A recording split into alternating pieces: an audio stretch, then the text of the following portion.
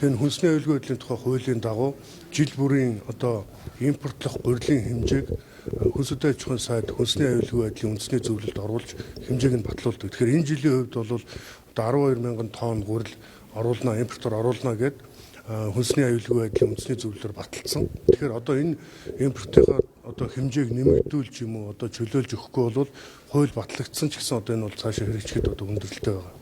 Тийм учраас одоо хүнс үдэ аж ахуйн яам энэ хүнсний аюулгүй байдлын үндэсний зөвлөлд саналаа оруулаад импортын татварыг тэглүүлэх зайлшгүй шаардлагатай байна. За би бол өөрөө шударга өрсөлдөөн эрхлэх шинжилгээ газрын дараагаар ажиллаж ирсний хувьд энэ 2023 он 2022 онуудад яг энэ гурилын үнэтэй холбоотой хяналт шалгалтуудыг хийж ирсэн. За энэ үүднээс энэ асуудлыг хөндөд нэлээд явлаа. Тийм учраас одоо энэ импортын татвар тэглэлсэнтэй холбоотойгоор бас олон иргэдийн зүгээс одоо худалдаач бизнесмендийн зүгээс мөн одоо энэ гурилын импортын татвартай холбоотой асуудлуудыг бол тавьж байна.